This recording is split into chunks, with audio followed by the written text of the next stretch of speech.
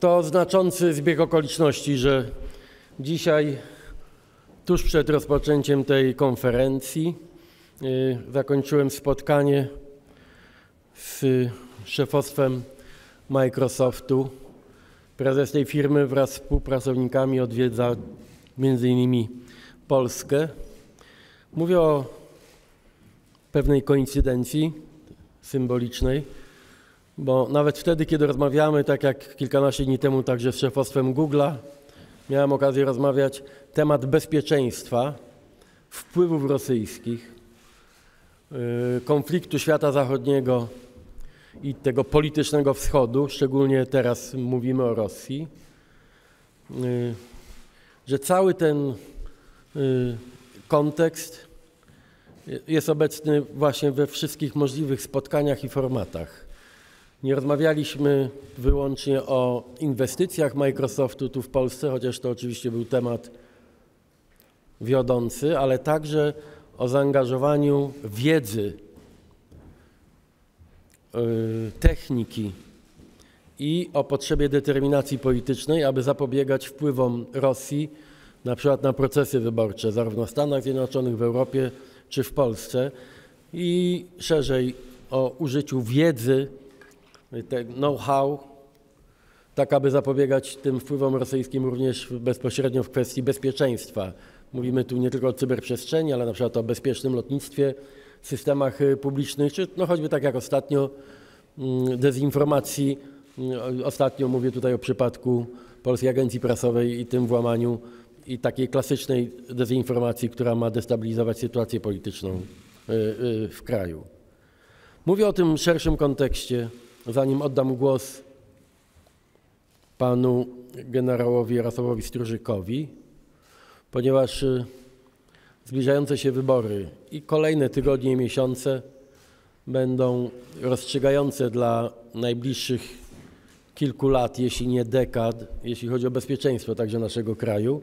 I tutaj skuteczne, przy użyciu wszystkich dostępnych metod, technologii, zaplanowane, takie systematyczne, przeciwdziałanie wpływom państw wrogich, bo do takich bez wątpienia należy Rosja i Białoruś, nie z naszej przyczyny, że to będzie tak czy inaczej jednym z głównych zadań wszystkich rządów świata zachodniego, a także będzie jednym z głównych elementów współpracy polityków, firm,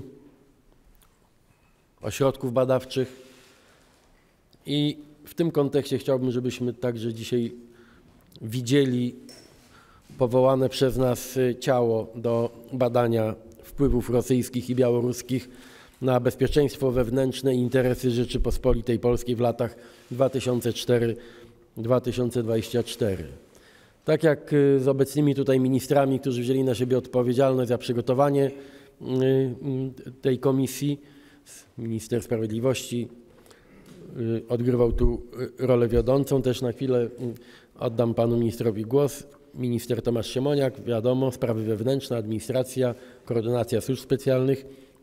No i bardzo chciałem jeszcze raz podziękować panu generałowi Strużykowi, że zdecydował się, pełniąc bardzo ważną w tych czasach funkcję szefa służby kontrwywiadu wojskowego, równocześnie, że będzie prowadził, zapewniając w ten sposób pełny profesjonalizm i taką rzeczywistą wartość prac komisji, że zdecydował się na prowadzenie prac tej komisji.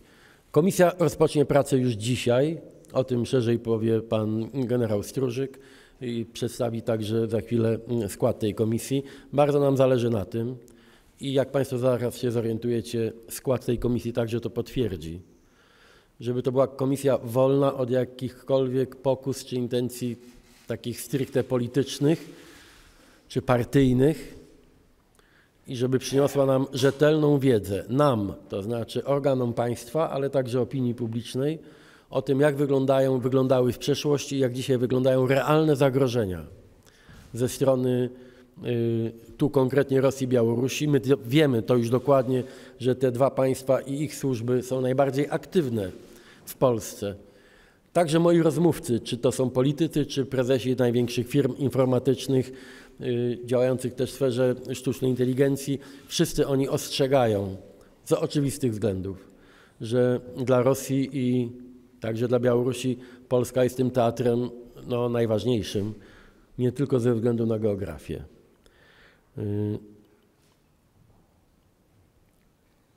Umówiliśmy się, że ta komisja będzie pracowała też szybko. Chcieliśmy, aby zaczęła pracę tuż po wyborach, żeby nikt nie wiązał jej pracy, jej pierwszych raportów z kampanią wyborczą i osobiście będę też dbał o to, żeby nie była wykorzystywana prasa tej komisji także w przyszłych wyborach prezydenckich. Mam też osobiste powody i osobiste doświadczenia, żeby pilnować i przestrzegać wszystkich, którzy z tego typu spraw chcieliby zrobić narzędzie do walki wewnętrznej, politycznej. Dla nas tu najważniejsza sprawa to jest uzyskać użyteczną wiedzę dla państwa, tak aby przeciwdziałać wpływom rosyjskim, białoruskim na nasze bezpieczeństwo wewnętrzne. Panie ministrze. Szanowny Panie Premierze, Szanowni Państwo, to dla mnie duże zobowiązanie i zaszczyt, że Ministerstwo Sprawiedliwości będzie odpowiedzialne za organizację tej technicznej strony prac Komisji do spraw badania wpływów rosyjskich i białoruskich na bezpieczeństwo wewnętrzne i interesy Rzeczypospolitej Polskiej w latach 2004-2024. Zarządzenie pana premiera o powołaniu tej komisji zostało podpisane 21 maja. W ciągu tych ostatnich dni, raptem kilkunastu dni, wraz z panem generałem Jarosławem Strużykiem, Ministerstwo Sprawiedliwości podjęło bardzo intensywne prace organizacyjne, które miało zapewnić przestrzeń biurową, przestrzeń organizacyjną, także przestrzeń pozwalającą na posługiwanie się informacjami niejawnymi, żeby komisja mogła ruszyć do pracy. I uważam, że Ministerstwo Sprawiedliwości to jest dobra przestrzeń do tego, żeby taką pracę prowadzić. Myślę, że będziemy zapewniali absolutnie pełne wsparcie merytoryczne i organizacyjne, jeśli chodzi o kolejne dalsze działania komisji. Cieszę się także, że mogłem tutaj współpracować w ostatnich dniach z panem ministrem Siemoniakiem oraz z innymi ministrami w kontekście komponowania składu tej komisji, tak aby ona reprezentowała różne osoby, także osoby związane z różnymi środowiskami naukowymi, eksperckimi, tak aby zapewnić maksymalne, pełne spojrzenie na to, jak wyglądają wpływy i jak wyglądały wpływy rosyjskie i białoruskie na polską rzeczywistość. Też się cieszę, że do grona tych osób, które będą współpracowały z komisją w charakterze ekspertów, nie na zasadzie stałej, ale w zależności od tematu, w zależności od potrzeb, będą także w tym charakterze pracowali prokuratorzy w stanie spoczynku, którzy specjalizowali się i którzy przez wiele lat zajmowali się intensywnie chociażby ściganiem szpiegów rosyjskich czy białoruskich. Także absolutnie proszę tutaj, jeśli chodzi o wszelkie kwestie organizacyjne związane z funkcjonowaniem komisji, zwracać się do ministerstwa i bardzo chętnie będziemy udzielali wszelkich informacji. Dziękuję. Dziękuję. Pan minister Siemoniak.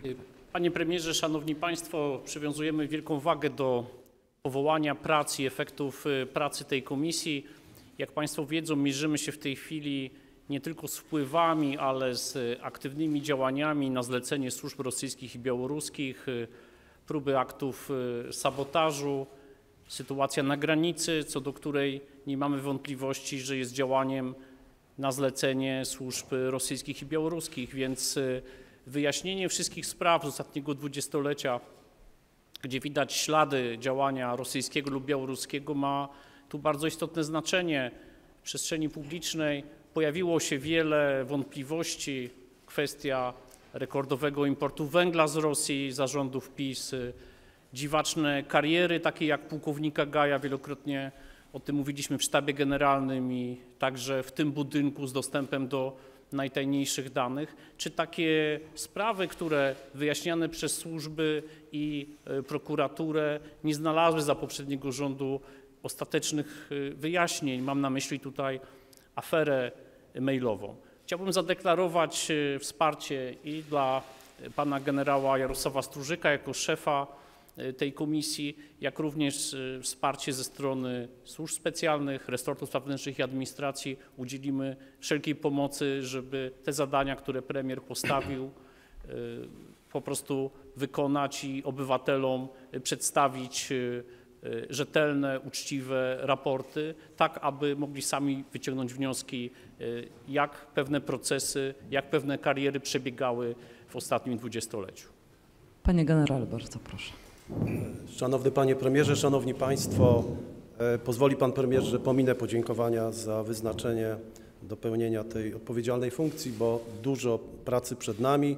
Chciałbym podziękować Panu Premierowi i ministrom, którzy wskazani w zarządzeniu oddelegowali, wyznaczyli poszczególne osoby w ostatnich dniach formalnie i chciałbym właśnie Szanownym Państwu zaprezentować skład komisji. Otóż Pan Premier delegował 2 osoby. Jako pierwszą panią Irenę Lipowicz, profesora nauk społecznych, byłą ambasador RP w Austrii i byłą rzecznik praw obywatelskich. Jako drugą osobę delegował panią Dominikę Kasprowicz, panią profesorkę Uniwersytetu Jagiellońskiego, doktora habilitowanego w Instytucie Dziennikarstwa, Mediów i Komunikacji Społecznej tegoż uniwersytetu. Pan minister finansów delegował panią Katarzynę Bąkowicz, doktor nauk o komunikacji społecznej i mediach, adiunktę i wykładowczyni Szkoły Wyższej Psychologii Społecznej, naukowo zajmującą się dezinformacją. Pan minister finansów delegował pana Bartosza Machalicę, cyfryzacji, historyka i politologa, doktora nauk społecznych, obecnego członka Kolegium IPN. Pani minister kultury delegowała pana Adama Leszczyńskiego, doktora nauk, habilitowanego nauk społecznych, profesora nadzwyczajnego SWPS, obecnego dyrektora Instytutu Dziedzictwa Myśli Narodowej. Minister obrony narodowej delegował pana Grzegorza Motykę, doktora habilitowanego nauk społecznych, profesora nadzwyczajnego, obecnie dyrektora Wojskowego Biura Historycznego, z czego jestem szczególnie zadowolony. Minister aktywów państwowych delegował pana Cezarego Banasińskiego, doktora habilitowanego nauk prawnych, profesora Uniwersytetu Warszawskiego, byłego prezesa Urzędu Ochrony i Konsumentów. Minister spraw zagranicznych delegował pana Tomasza Chłonia, byłego ambasadora w Estonii i na Słowacji, byłego szefa misji NATO w Moskwie. Minister spraw wewnętrznych i administracji delegował pana Pawła Białka, pułkownika, byłego zastępcę szefa Agencji Bezpieczeństwa Wewnętrznego w latach 2007-2012. Pan minister koordynator służb specjalnych delegował 2 osoby.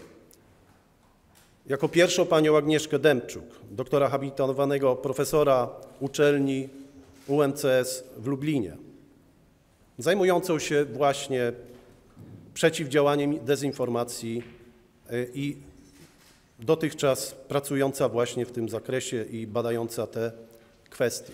Jako drugą osobę delegował pana Pawła Cerankę, doktora nauk społecznych, zastępcę dyrektora Biura Archiwum i Zarządzania Informacją w Ministerstwie Spraw Zagranicznych. Drodzy Państwo, tak jak już pan premier wskazał, komisja zacznie pracę dzisiaj, kolejne posiedzenia w kolejnych tygodniach. Pierwszy raport zgodnie z rozporządzeniem jesteśmy zobligowani złożyć w ciągu 60 dni od rozpoczęcia działań komisji. Chciałbym też prosić o oszczędzanie członków komisji medialne, bo zgodnie z tym rozporządzeniem przewodniczący komisji reprezentuje komisję na zewnątrz. Chciałbym też powiedzieć, że będziemy korzystać z szeregu ekspertów, z szerokiego wachlarza ekspertów i również tych, którzy do tej pory specjalizowali się, pisali w różnych, powiedziałbym, pozarządowych organizacjach, również w mediach i na pewno będziemy się zwracać i już jesteśmy w kontakcie z niektórymi z nich. I zamierzam również zgodnie z tym rozporządzeniem, aby komisja działała w zespołach zajmujących się właśnie tematyką, którą będziemy badać, zarówno w obszarze gospodarki, szerokiego bezpieczeństwa państwa oraz mediów, dezinformacji, wpływów również w tym zakresie. Taka jest moja intencja, ale też proszę zauważyć, że zgodnie z zarządzeniem działalność komisji ma charakter kolegialny, również głosowania pewnych aspektów tego działania. To chyba wszystko, panie premierze, i w ciągu pół godziny przystępujemy do pracy. Dziękuję bardzo. Ze względu na rozpoczynające się niebawem posiedzenie komisji uprzedzam tylko, że nie mamy za dużo czasu na pytania. Pan redaktor, proszę bardzo, Knapik. Pan redaktor, tutaj, w drugą stronę. Dzień dobry, mam pytanie do Maciej Knapik. Faktycznie mam pytanie i do pana premiera, i do pana generała. No, być może również do innych panów ministrów. Jaki będzie pierwszy temat, którym się państwo zajmiecie? Oczywiście teraz na tym posiedzeniu, nie mówię oczywiście o sprawach organizacyjnych, tak? Tylko mówię o merytoryce. Co będzie jakby pierwszym tematem, który będziecie państwo starali się omówić, wyjaśnić? I druga rzecz, bo pan minister Siemoniak mówi, że mamy obecnie dużo różnych zagrożeń związanych, no i prawda, i ten atak hakerski na Polską Agencję Prasową, pan premier wspominał o podpaleniach. Czy komisja będzie zajmowała się tylko przeszłością, czy również tym, co się dzieje teraz? Dziękuję bardzo. Tym, co się dzieje teraz w sensie działań, zajmuje się państwo w całości. Nie muszę tutaj wymieniać tych wszystkich instytucji, służb, resortów. To jest armia ludzi, którzy na co dzień zajmują się bezpieczeństwem państwa, także w kontekście walki z sabotażem, dywersją czy dezinformacją.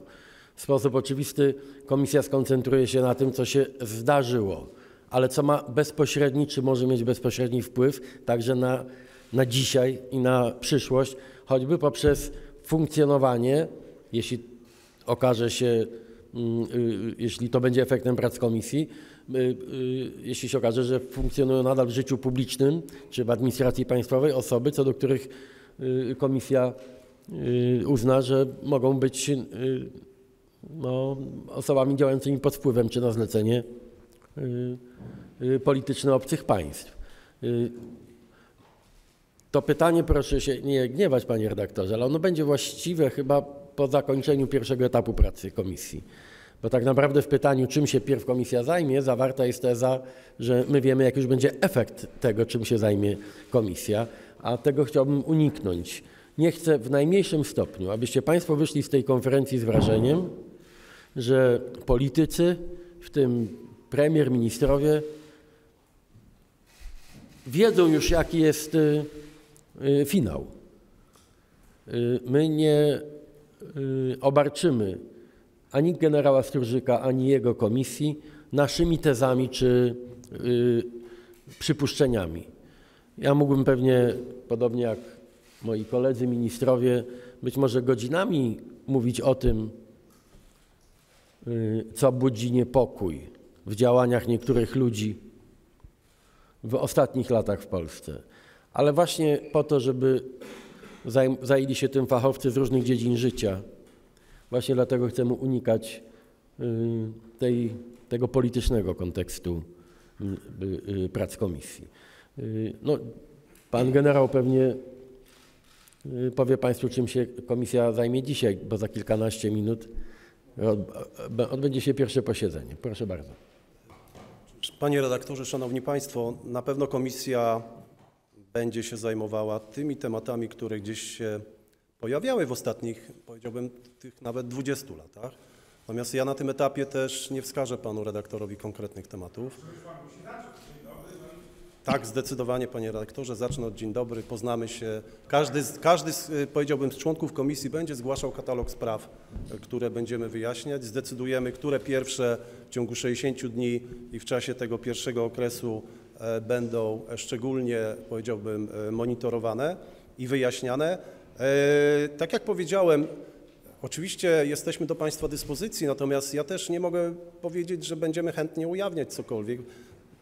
Powiem w ten sposób, że zakres działania komisji, czyli paragraf 2, jasno określa również 9 tematów, którymi się zajmujemy. A w pierwszym temacie jest to również ujawnianie chronionych informacji.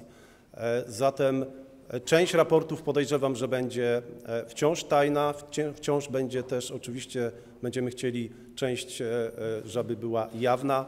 Natomiast też, tak jak mówię, rolą też komisji jest badanie pewnych spraw do pewnego momentu i ewentualne przekazywanie zawiadomień do prokuratury i wyjaśnianie ich już w sposób zgodny z prawem. Przypominam, że komisja nie przywołuje świadków, nie przywołuje poszczególnych osób. ale oczywiście jesteśmy otwarci na ekspertów i też otwarci, powiedziałbym, na społeczne uwagi, które zapewne będą gdzieś się pojawiały. Panie generale, ja w ogóle tak sobie myślę, że ja wiem, o co pan redaktor pyta. Znaczy, no bo oczywiście zakres pracy to naprawdę dość szczegółowy, jest zawarty w naszym postanowieniu o powołaniu tej komisji, jest dostępny w monitorze rządowym. To jest 9 punktów dość precyzyjnie opisujących zakres badania komisji. Natomiast, panie redaktorze, czasy się zmieniły. Nie będzie już komisji typu Lex Tusk, czy Lex Macierewicz, czy Lex Gaj. Kiedyś była komisja, o której sami nie mieliście wątpliwości, niezależnie od waszych poglądów na świat, do czego miała służyć. Miała teoretycznie służyć do badania wpływów rosyjskich, a była komisją, która miała upolować przeciwników politycznych. Ja do dzisiaj w pamięci z dumą noszę nazwę tej komisji, którą wyście utworzyli, nie ja, Lex Tusk. Ale jak powiedziałem, czasy się zmieniły i metody się zmieniły. Więc efekty pracy tej komisji, łącznie z nazwiskami osób, które będą bohaterami pracy tej komisji, poznacie państwo już w pierwszej odsłonie bardzo szybko, bo tak jak pan generał się zobowiązał jako szef komisji, za 2 miesiące otrzymacie państwo pierwszy raport. Czyli mogę, panie premierze, przepraszam, komisja też nie będzie pracowała jak poprzednia komisja w jeden dzień od wszczęcia 29 listopada postępowania i zakończenia go 29 listopada, więc to mogę to również obiecać. Dziękuję bardzo. Bardzo proszę, Radio Z. Panie redaktorze, przepraszam, mamy ograniczony czas, dobrze? Daniel Wrzos, Radio Z. Mam pytanie do pana premiera o Daniela Obajtka, tutaj z tej strony. Z informacji Radia Z i frontstory.pl wynika, że były prezes Orlenu przebywa na Węgrzech, w Budapeszcie, wynajmuje apartament od osób z bliskiego otoczenia Viktora Orbana. Prosiłbym pana premiera o komentarz do tej sprawy. No i też pytanie do panów ministrów, jak te doniesienia mogą wpłynąć na działanie prokuratury, czy policji, czy innych służb. Dziękuję. Ja nie jestem zaskoczony tymi rewelacjami medialnymi, to znaczy adres akurat wydaje mi się dość prawdopodobny. Będę niedługo widział się z premierem Orbanem, to go spytam wprost, na jakiej zasadzie, tak z ludzkiej ciekawości, na jakiej zasadzie organizuje, jeśli organizuje pobyt wypoczynkowy pana Obajtka w Budapeszcie. Ale wiem, do czego zmierza to pytanie i tutaj oczywiście do waszej dyspozycji są ministrowie i sprawiedliwości i spraw wewnętrznych, ale w jakim sensie to jest podobna sprawa jak z Komisją do Spraw Badania Wpływów. Jeśli pytacie mnie jako obywatela, tak, bardzo chciałbym widzieć pana Obajtka nie w kamienicy w Budapeszcie u przyjaciela premiera Orbana, tylko na sali rozpraw, bo nie mam żadnych wątpliwości, że prędzej czy później pan Obajtek stanie przed wymiarem sprawiedliwości.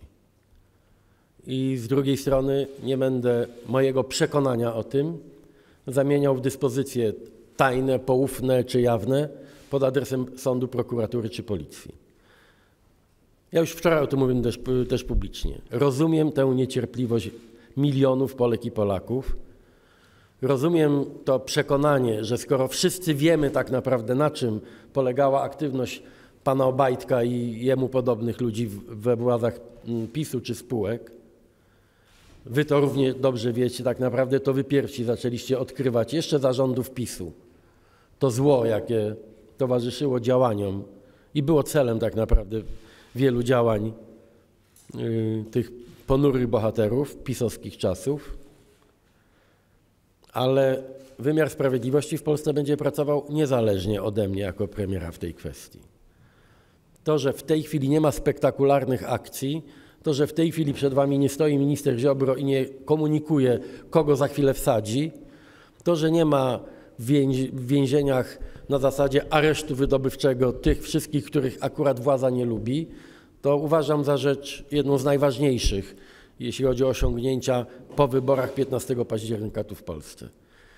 I jeszcze raz to powtórzę, jestem przekonany, że wymiar sprawiedliwości dzisiaj z różnych powodów pracuje w tempie, które nie przyniosłoby pewnie jakiejś chwały na Igrzyskach Olimpijskich, ale jest tam wystarczająco dużo zdeterminowanych ludzi i w samym resorcie, i w prokuraturze, i w policji, żeby zgodnie z procedurami, zgodnie z taką zawodową przyzwoitością tych ludzi doprowadzić w finale przed oblicze sądu. Jestem przekonany, że takiego finału wszyscy doczekamy. Ale wybaczcie, nie będę popędzał, korzystając z mojej pozycji politycznej, prokuratorów, sędziów czy policjantów w ich pracy. Dziękuję bardzo. Pan minister chciał coś dodać. Szanowni Państwo, jako prokurator generalny ponoszę pełną odpowiedzialność za to, co się dzieje w prokuraturze w kontekście wyznaczania kierunków działań, rekomendacji działań i takiej swoistej odpowiedzialności przed opinią publiczną. Ja cały czas prokuratorom powtarzam przy każdym możliwym spotkaniu, że z jednej strony będę dbał o wartość w postaci niezależności działań poszczególnych prokuratorów oraz jednostek prokuratury, ale także jednocześnie będę dbał o to, żeby prokuratura ponosiła odpowiedzialność przed opinią publiczną za to, w jaki sposób pracuje, w jaki sposób się rozlicza z efektów swojej pracy. Ta praca prokuratury w sposób oczywisty musi podlegać obowiązującym regułom prawnokarnym, przepisom kodeksu postępowania karnego. W sprawach dotyczących Orlenu czy samego pana Obajtka toczy się kilka postępowań. Są 3 postępowania, te główne. Jedno dotyczące fuzji Orlenu z Lotosem, drugie zawyżania cen paliw, trzecie ta zaliczka na zakup ropy, czyli ta słynna sprawa OTS. Są różne jeszcze inne sprawy dodatkowe dotyczące składania fałszywych zeznań oraz sprawy chociażby utrudniania kontroli inspektorom Najwyższej Izby Kontroli. I zapewniam Państwa i kładę tutaj, można powiedzieć, całą swoją reputację zawodową, że prokuratura tych spraw nie odpuści, będzie te sprawy prowadziła, ale będzie prowadziła tak, jak pan premier powiedział, z determinacją, ale też z pełną odpowiedzialnością za reguły procesu karnego. Wiem, że dzisiaj jest ważna okoliczność w kontekście pana Obajtka, ponieważ został skutecznie, chciałbym podkreślić, skutecznie wezwany na posiedzenie komisji śledczej. Rano o godzinie 10:40 pełnomocnik wyznaczony przez pana Obajtka odebrał wezwanie na przesłuchanie przed komisją śledczą. Przesłuchanie jest, jak rozumiem, zaplanowane na popołudnie. Zobaczymy, co się stanie. Natomiast z tego, co wiem, to komisja śledcza zamierza podjąć wszystkie możliwe przewidziane prawem działania, aby doprowadzić do skutecznego przesłuchania pana Daniela Obajtka. I myślę, że tego powinniśmy się trzymać, że w każdej sprawie, która by nie była, o której także państwo informują, mają państwo moją gwarancję, że będę starał się, żeby te sprawy prokuratura w sposób odpowiedzialny wyjaśniała, tak jak się chociażby to dzieje obecnie w kontekście Funduszu Sprawiedliwości. Zresztą dzisiaj, o ile wiem, pojawią się nowe, ważne informacje dotyczące Funduszu Sprawiedliwości. Dziękuję. Dziękuję. Ostatnie pytanie dla pani redaktor. Dzień dobry, Klaudia Dodura, Informacyjna Agencja Radiowa Polskie Radio. Panie premierze, czy podjął pan już decyzję w sprawie CPK i czy będzie kontynuacja tego projektu? Dziękuję. W sprawie CPK pełna prezentacja przyszłości, nie tego skrótu CPK, tylko przedsięwzięć kolejowych, lotniczych, lotniskowych w Polsce będzie państwu przedstawiona w szczegółach jeszcze w czerwcu. Odpowiedzialni za to ministrowie, i tu pragnę uspokoić tych wszystkich, którzy zabierają głos publicznie w tej sprawie, że odpowiedzialni za to ministrowie wiedzą, że w czerwcu opinia publiczna, wszyscy zainteresowani poznają nasze plany i to w szczegółach, w detalach. Pewnie w tej sali będziemy korzystali także z możliwości technicznych, tak żebyście państwo zobaczyli wszystko jak pod mikroskopem, jaka przyszłość czeka tę inwestycję. I mogło powstać wrażenie, że jest jakaś różnica zdań wewnątrz koalicji rządzącej. Słucham czasami wypowiedzi liderów partii koalicyjnych i pragnę państwa uspokoić. Akurat tak się złożyło z moim pełnym zaufaniem, że przyszłość CPK, osoby odpowiedzialne za projekty lotnicze i kolejowe są w rękach ministrów z Polskiego Stronnictwa Ludowego i Polski 2050. Więc tutaj mamy do czynienia z pełną synergią i nie mam żadnych wątpliwości, że koalicja tutaj będzie działała jak jeden mąż czy jedna żona, no bo jednym ministrem jest pani. drugim ministrem pan. Także tą drogą w sposób delikatny i subtelny pragnę uspokoić moich partnerów, że mogą się dowiedzieć o wszystkim także z pierwszej ręki. Dobrze, ostatnie już naprawdę pytanie. Dobrze, pan redaktor. Krótko, Dzień dobry, Jan please. Piotrowski, TVN24. Korzystając z obecności panów, chciałbym zapytać o ustalenia doniesienia Onetu dotyczące nieprawidłowości w Rządowej Agencji Rezerw Strategicznych i przyznawania kontraktów spółkom, na przykład na agregaty prądotwórcze, niezwiązanym z tą branżą. Dzisiejsze doniesienia o tym, że kontrakt dostała agencja eventowa na ponad 62 miliony złotych, która wcześniej prowadziła także kampanię wyborczą pana premiera Morawieckiego w 2019 roku. Zdaje się, że to było wbrew rekomendacji CBA, nawet transakcja. Czy pan minister Siemoniak mógłby coś więcej powiedzieć na temat tych ustaleń? Czy mógłby pan je potwierdzić? A czy pan minister Bodnar mógłby powiedzieć, czy prokuratura już się tym zajmuje, czy dopiero się zajmie? Dziękuję. Obaj ministrowie mają tutaj dużo ciekawych rzeczy do powiedzenia. Nie wiem, czy będą chcieli wszystko opowiedzieć, ale proszę bardzo, panie ministrze. Szanowny panie redaktorze, szanowni państwo, to jest absolutnie kolejna potężna sprawa, kolejna przerażająca sprawa, że prowadzone jest postępowanie przygotowawcze przez prokuraturę, w której już doszło teraz na tym etapie do zabezpieczenia na 2 kontach na kwotę 117 milionów złotych, że w sprawie, w której według informacji, które zostały przekazane, które otrzymałem też od prokuratora krajowego, między innymi chodzi o zakup ze środków unijnych agregatów prądotwórczych za kwotę, nawet pamiętam dokładnie liczby, 350 milionów złotych, a jednocześnie z danych wynika, że kwota zakupu tych samych agregatów z Chin wynosiła 69 milionów złotych. Także mogą sobie państwo przeliczyć, jaka to była różnica między jedną kwotą a drugą. I co więcej, za to wszystko była odpowiedzialna spółka, która została powołana do życia 3 miesiące, zanim ten kontrakt został zrealizowany. I co więcej, spółka, która nie specjalizowała się w imporcie i dystrybucji agregatów, tylko specjalizowała się w imporcie odzieży z Chin.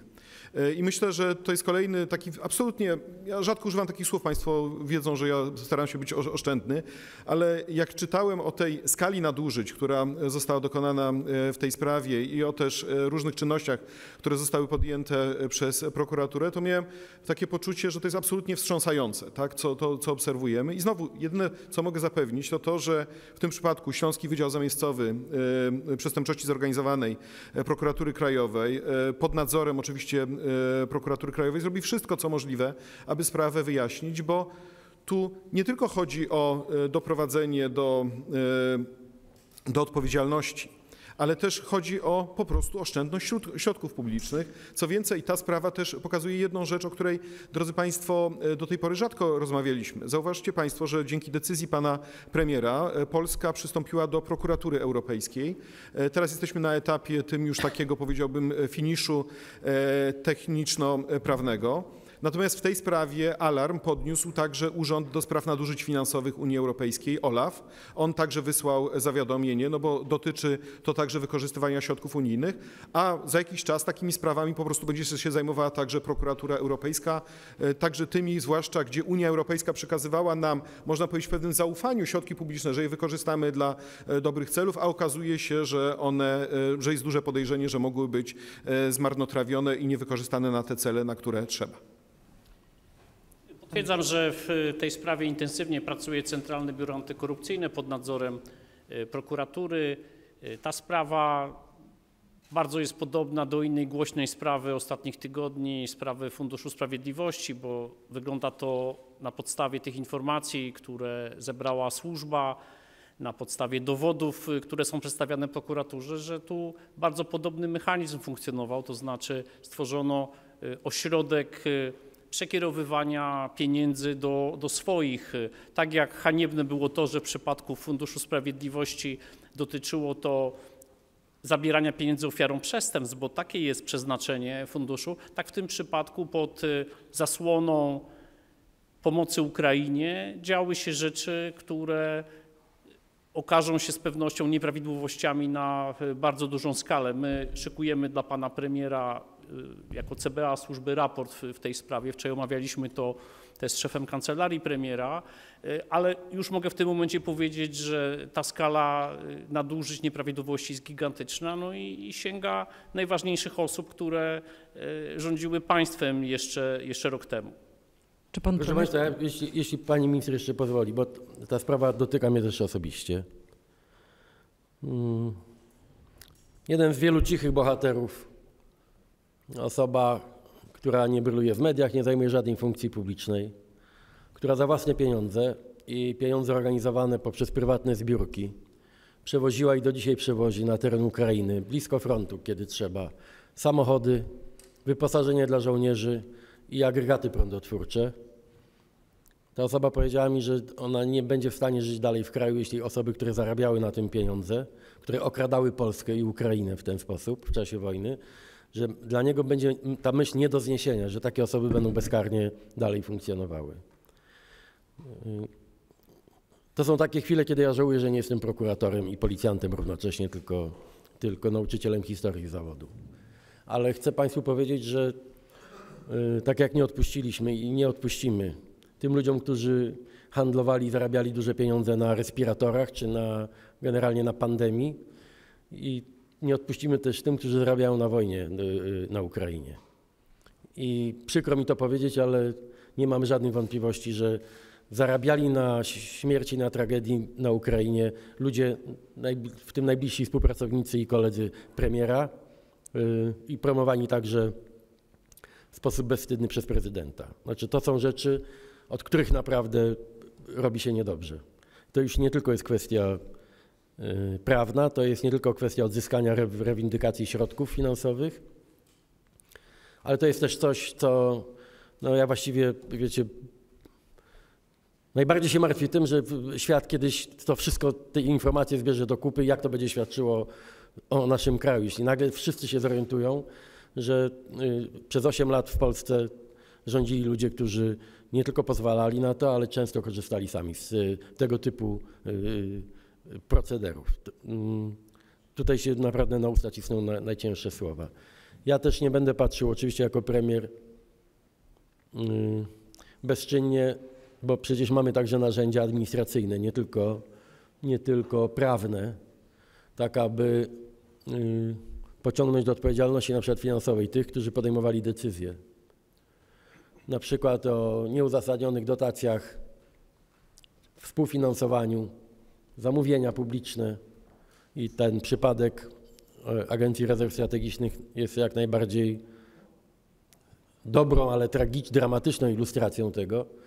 Więc będziemy także dochodzili jako polski rząd swoich praw tutaj, to znaczy będziemy żądali zwrotu środków finansowych i jeśli trzeba, będziemy także wchodzili na drogę sądową. Zanim te osoby zostaną osądzone, oskarżone, osądzone przez prokuraturę i sądy, to także państwo polskie będzie każdego dnia, zgodnie oczywiście z przepisami, będzie ich ścigało za to, co zagarnęli. I czy to są politycy, czy przedsiębiorcy, czy mają zdjęcie z panem Morawieckim, czy z panem Dudą, w ogóle nas to nie będzie interesowało. Każdy, kto zagarnął pieniądze, nawet jeśli to była ta słynna kradzież zgodnie z procedurami, że zacytuję klasyków pisowskich, będzie te pieniądze musiał oddać tak czy inaczej. Bardzo dziękujemy. Do zobaczenia.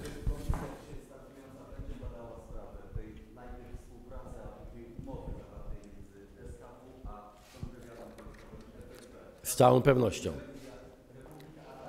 Z całą pewnością bardziej kompetentnej osoby niż szef SKW w tej dziedzinie nie mamy w Polsce i cieszę się, że między innymi dlatego generał Strużyk stoi na czele tej komisji, żebyście nie mieli wątpliwości, że będzie działał obiektywnie i chyba zgodnie z wyobrażeniem wszystkich stron sceny politycznej akurat w tej sprawie. Ja nieprzypadkowo też poprosiłem pana generała Strużyka, żeby się zajął tymi sprawami, ponieważ jest niezwykle rzadkim przypadkiem w życiu publicznym w Polsce, to znaczy ma świetną opinię u prezydenta Dudy, u ministra Macierewicza wtedy, kiedy była weryfikacja za jego czasów i u mnie. Znaczy wyobrażacie sobie, mamy na czele komisji generała, który cieszy się jednoznacznie pozytywną opinię prezydenta Dudy i premiera Tuska. No naprawdę macie gwarancję, że wszystkie sprawy, które mogą dotyczyć bezpieczeństwa i są związane z aktywnością Rosji czy Białorusi, będą badane. Dziękuję. Bardzo